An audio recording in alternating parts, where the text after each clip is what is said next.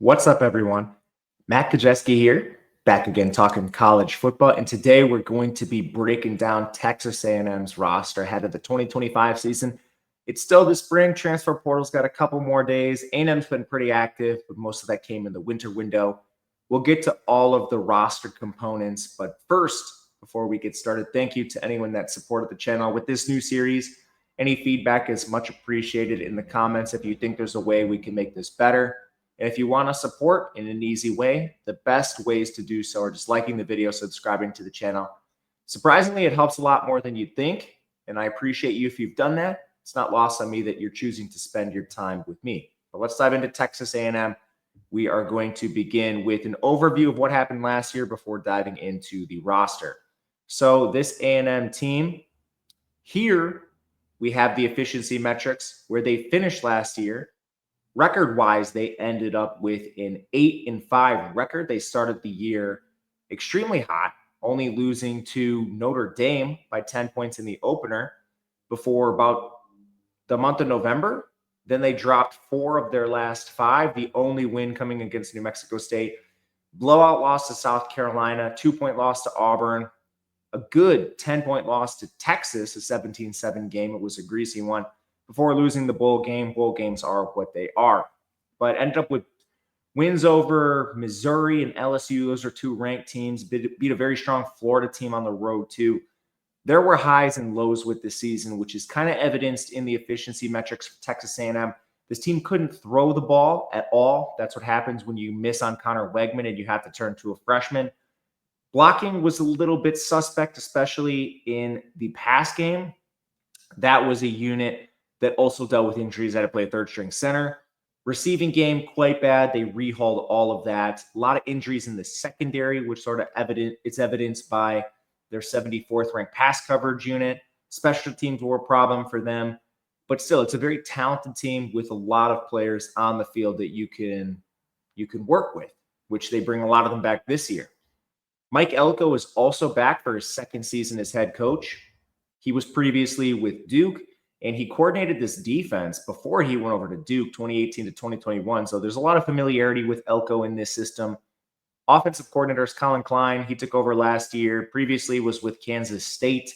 He's been a QB whisperer of sorts. Worked with a lot of mobile signal callers like Adrian Martinez and Will Howard. They do list Hallman Wiggins as the co-OC. He's more of a receivers coach. Colin Klein is the architect of the offense. Defensive coordinator is Jay Bateman. Previously, he was the linebackers coach of Florida from 2022 to 2023. They also list Jordan Peterson as co-DC. He specializes in defensive backs, and they're going to need him, considering that was their weakest unit last year. Let's take a look at Texas A&M recruiting over the last couple of years. Sort of on a steady march upward, which makes sense considering they've now gone through a coaching change. You don't have the nonsense of Jimbo Fisher. That class has lost all the players. You got to go way back for that number 1 recruiting class that A&M squandered. In 2023, they finished 15th. They have 58% of that class back. 2024, they were 19th. That was Elko's first year. Not really a full recruiting class for him. They retained 100% of that so far, which is crazy. And this year, they jumped all the way to 9th, finally a top 10 class again for Elko. Good retention there. So they are building in the right direction recruiting-wise. Let's bring you behind the glass to our player usage tool. So this is a 2-deep depth chart. Has all of the snaps these players have received over the last 2 years, what recruiting ranking they were, and then a value score. The value score takes into account your recruiting first, and then the more football you've played, the less your recruiting score is evaluated, and it starts to look at on-field play. Transfers are in yellow. Red, pinkish players are injured. Texas A&M held a lot of guys out in the spring, so these are just the more severe ones that we think are going to potentially be worth monitoring. Even some of these I have questions on. We'll get to them case by case. To the right, you have the incoming transfer portal, the departing transfer portal, and then the far right, you have the offensive and defensive departures just overall. Realize these are both ranking saying defensive. Why does this keep happening? I will fix this. Probably says that on a lot of tabs. But anyway, let's dive into the roster. At quarterback, last year, had to play Connor Wegman to begin the year, which made sense. He was their incumbent, but he failed. And now they turn to Marcel Reed, who was a former four-star, played well in a small sample. He completed 61.5% of his passes for 7.8 yards per attempt, 15 touchdowns, 6 interceptions, 8 big-time throws, 10 turnover-worthy plays. Very good as a rusher, so a solid fit for Colin Klein. 543 rushing yards, 4.7 yards per carry, 7 scores. One of his strengths was his ability to escape pressure. He only took a sack on 13.5% of his pressures, which is a very good number in college football. Some starters are up around 30%. So he's not a sack taker, which is beneficial for a lot of reasons. At times, sacks can be as detrimental to your drives as interceptions. So Marcel Reed mitigating sacks is a huge feather in his cap. He has some lofty goals, said he wanted to complete 70% of his passes this year. We'll see how that goes. But so far, I think there's a solid foundation with him as the four-star, and he's mobile. Behind him, they do bring in an experienced backup, Jacob Zeno from UAB. He was a four-star all the way back once upon a time before he moved around the country.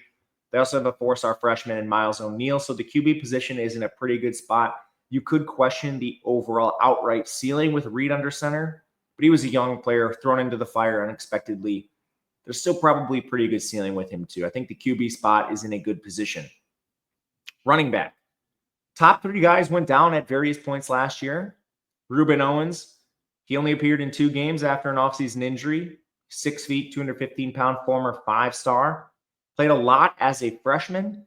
That's a good place to start now that he's had an offseason to rehab. Their other 2 backs both got hurt in the season, Le'Veon Moss and Amari Daniels. They both did not play this spring. Moss is 6 feet, 210 pounds. He was extremely efficient, 6.3 yards per carry, 765 yards, caught 10 passes, only played 9 games. Amari Daniels is also a former 4-star, over 1,500 career rushing yards for him. If you have a clean, full bill of health for all 3 of these players, it is among the best running back rooms in the SEC. It's just unfortunate that health is the biggest concern for the team right now. Fortunately, if you did want to look deeper than this, which you might have to, Stanford transfer EJ Smith is back. He filled in for 166 snaps last year. They have 4-star freshmen Jamarian Morrow and DeAndre Ridden Jr. on the team. So very good depth if you need to throw a freshman into the fire. You basically have 6 guys I think you could play, some of them in a pinch, and some of them you feel amazing. Good run game with Reed helping you there. This should be one of the better units in the SEC. Wide receiver. I think you could argue that this was a pretty lackluster unit for this team last year, which is evidenced by a ranking outside the top 100s. And now they lose Noah Thomas. He transfers out. Ja'Day Walker's gone. Jabari Barber, Cyrus Allen, all gone, which is probably a positive, in addition by subtraction. They still have a 5-star from last year's class in Terry Bussey. He was a gadget guy his freshman season. 17 catches, 216 yards, also had 16 carries for another 100 yards. 6 feet, 195 pounds.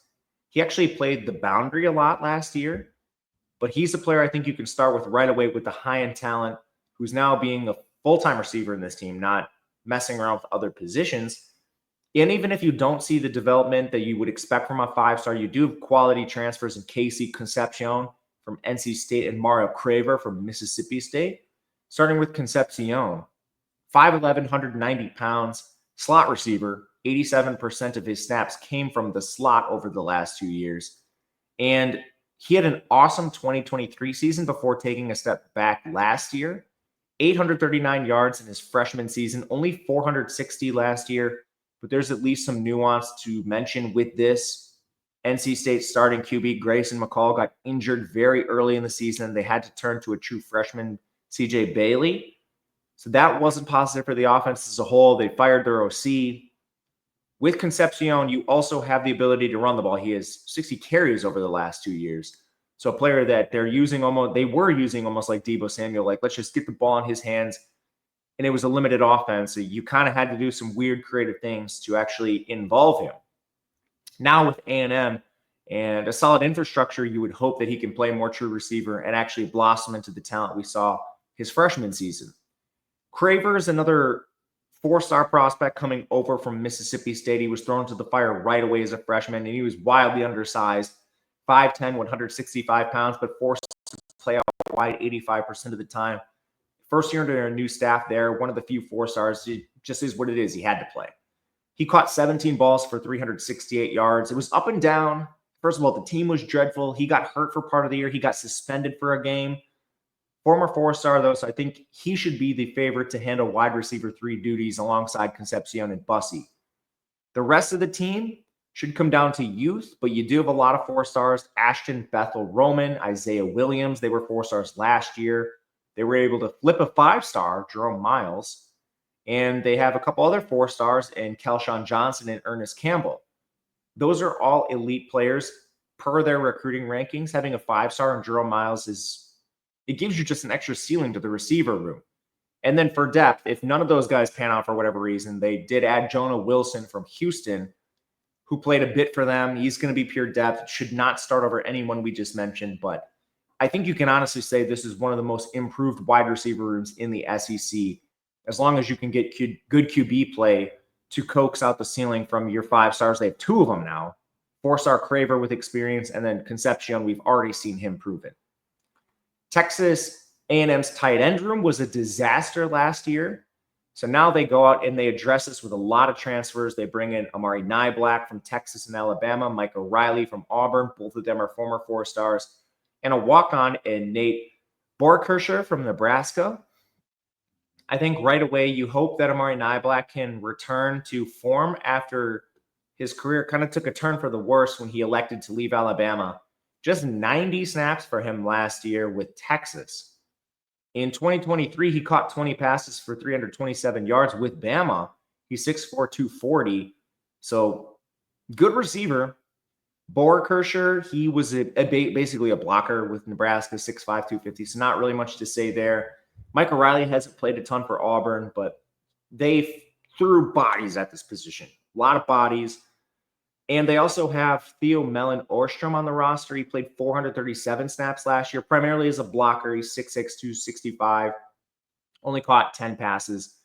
And if for whatever reason these don't work out, 4-stars, Eric Carners from 2024, Keoti Armstrong's from this year's class. The tight end position is just a lot better overall compared to what we saw last year. The offensive line returns basically everybody, even more players than they have positions to start for. Left tackle Trey Zune played over 880 snaps the last 2 years. Last year, he was an elite pass blocker, a plus run blocker, only allowed 15 QB pressures. Solid player at the blind side. Left guard Chase Besantis, 562 snaps last year, 605 the year before. Solid run blocking, only allowed 10 QB pressures. Another very good player. Center is Kolinu Faua, who played last year in place of a lot of guys when injury struck at center. He's a Utah transfer. He started there, 526 snaps. And then Fauiu had to play 778 snaps last year. He was slightly above average on the inside. Again, he wasn't their first option, but he's now back with 2 years of starting experience. Right guard is Armaj Reed Adams. He's been out this spring. 774 snaps last year. He previously started with Kansas, and they moved his position when he came to A&M. This was a right tackle starter with Kansas, and last year he played right guard. So he's someone you could potentially flex out if you had an injury at tackle and you need someone in a pinch. He was the best O-lineman on the team last year as well, with elite numbers across the board, run blocking and pass blocking. And then at right tackle, you have Demetrius Crownover, 663 snaps last year after 395 the year before. Much better run blocker, but he was still above average in the pass game. So this gives you elite upfront starting production. Everyone's returning, most players with multi-year starting experience, but it's not just that. They also have Mark Nabu Jr., who originally started with this team. He played 640 snaps in 2023, and he got hurt last year. Basically, he was a center, but he has interior flexibility. He's played across the line. That could potentially help you at center if you need some depth or just someone to come back in and start. Ruben Fothery also played 314 snaps last year. A lot of those came at tackle. So amazing depth for this team. Not to mention 4-stars, Robert Gordon, Ashton Funk, Blake Ivory, Isendre Afua. Incoming 4-stars, Lamont Rogers, Marcus Garcia, Nelson McGuire, Jonte Newman. This offensive line is completely and utterly loaded. Frankly, I'm surprised they've been able to keep everyone. So much experience, most of it above average to elite. I mean, this is now what, 8 players from your last 2 classes that aren't even projected to really see snaps this year? Just 4 stars in the 2 deep. Man, if they can develop some of these guys, this has the chance to be a year-over-year powerhouse. Defensive line is the biggest question for me. This is where they lost presumably a lot of NFL players, especially on the edge. So you lose Shamar Stewart, Shamar Turner, and you also lose Nick Scorton. So that's the biggest area of concern. Defensive back, and maybe a little bit Brian Mason, Jaden Hiller also gone. But man, Scorton, Stewart, and Turner are all NFL players. So where does this begin? On the edge, they still have Bowling Green transfer Cassius Howell. He came over last year, played 485 snaps, and this would surprise a lot of people. 34 QB pressures. He had a 19.9% pass rush win rate. That was better than anyone else. It was better than Scorton. It was better than Stewart. It was better than Turner. So this is a phenomenal place to start. You always have to wonder, do we have, the Patrick Payton effect where, that Florida State edge, Patrick Payton, played with Braden Fisk and Jared Verse. And then when the NFL players left, his production dropped. This is a very slight concern. I think you'd take a 20% pass rush win rate any day. Just want to mention that. And plus, they go out and they smash the transfer portal. You bring in Deion Hayes from Colorado and Pittsburgh, TJ Searcy from Florida, Samuel Mpemba from Georgia. Starting with Hayes, he only got 4 games in last year with Colorado prior to getting hurt. But with Pittsburgh in 2023, he logged 44 QB pressures. I mean, he is experienced in a decent conference too. Searcy's played at least 250 snaps the last 2 years, former 4-star, only 20 pressures, but good recruiting pedigree. Mpemba was also a 4-star. He wasn't able to crack Georgia's rotation, which isn't necessarily a huge problem. We'll see if he can here. Sometimes Georgia guys just don't want to wait their turn, which is what it is. Also at 4-stars, Solomon Williams and Marco Jones. Even Ryland Kennedy's played 239 snaps. I think the edge group is in a surprisingly good place considering they're losing a couple NFL guys. And then inside, a little more questions for me here. The biggest returners are Albert Regis and DJ Hicks. 495 and 325 snaps. Regis was a good run stuffer. Hicks struggled kind of just across the board. But Hicks is a former 5-star. So, I mean, hope remains for Hicks. I'm not going to just write off a former 5-star, but he had a much stronger 2023 season. Both of them are monstrous, 310 pounds or more. And if for whatever reason Hicks can't regain his form, Texas A&M went out and added Tyler Unyedem from Iowa State. He was strong in 2023. Last year he was hurt and had to play through an injury, but he's played over 1,000 snaps the last 2 years. This is an elite player on the defensive line and a strong transfer portal addition. If they need someone in the depth from the last 2 classes, they have Kendall Jackson, Dalen Evans, DJ Sanders, Landon Rink, Chase Sims. All are at least 4 stars, and according to a lot of spring reports, Kendall Jackson has a pretty good chance to play this year. A&M's just stacking talent. Linebacker, they return their top 3, led by Tarian York and Scooby Williams.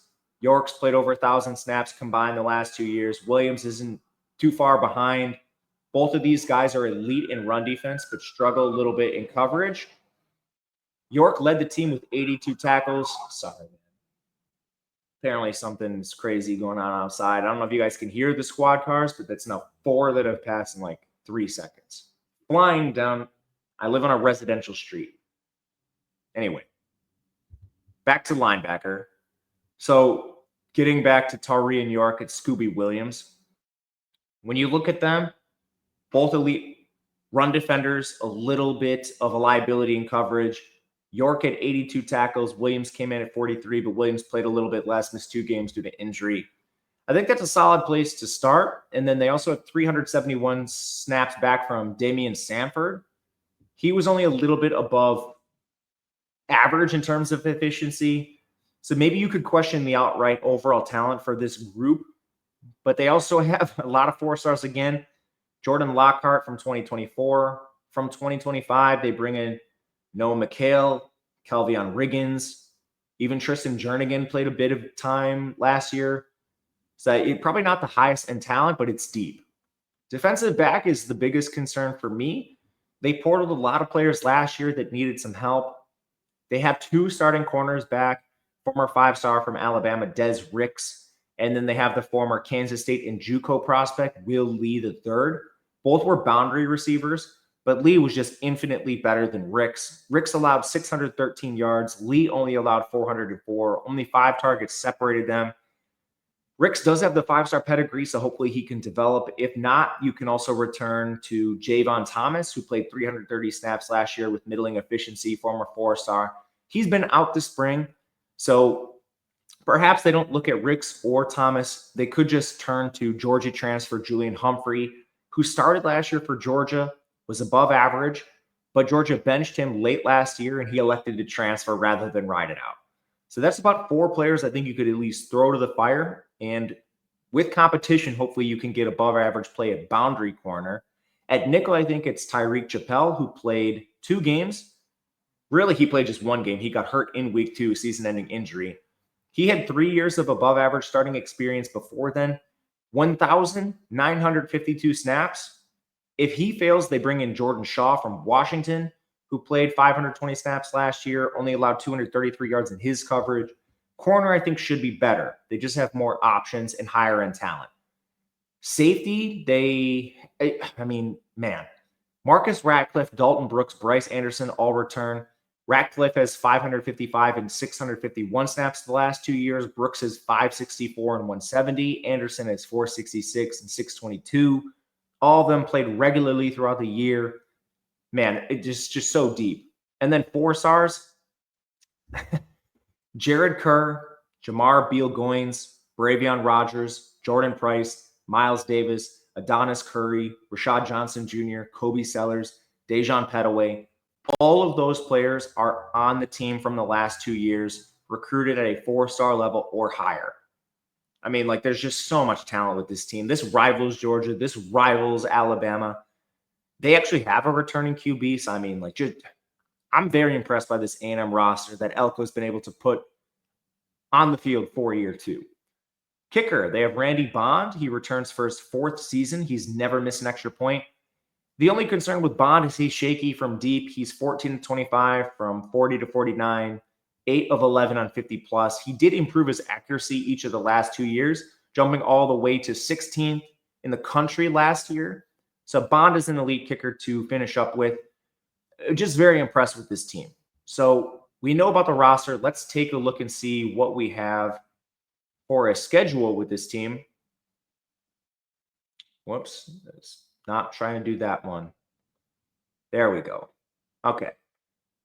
Non-conference, you've got UTSA and Utah State to open the year. The FCS game is late in the season this year, but that should be 3 wins automatically. A road trip to Notre Dame to finish the home and home. They lost to Notre Dame last year. We did a video on Notre Dame already. Even though Notre Dame has a lot of departures, that should be a very good team. I think A&M is probably a slight underdog in this game. It's going to be close. Notre Dame's an elite team. But as far as the SEC schedule goes, no Georgia, no Alabama. Road trip to Texas is tricky to close the season. But what's your second most difficult SEC game? It's probably some combination of Florida or at LSU. South Carolina should be pretty good as well. Auburn is definitely up. But you're dodging a lot of the heavyweights in this conference. No Florida, no Georgia. Sets up for a pretty manageable SEC schedule. You can't call any SEC schedule easy because even Mississippi State is probably a bowl team in almost every other conference, maybe not the Big Ten. But, Missouri is going to be down this year. That's a bowl team in just about every conference. You got to go there. And the other thing about the schedule is all of their road games are at the end of the year. They play 1 road game until week 8, and then they finish out the year with 4 road trips and 2 home games. So it's still tricky for Texas A&M. It's not going to be the easiest schedule, but they got some favors not having to play Georgia or Alabama. Anyway, thank you guys for watching. We'll be back with Florida tomorrow. A lot of videos have already been out. There's a playlist I orchestrated, but if you have any questions or feedback, let me know. Otherwise, thank you for watching. We will see you again soon.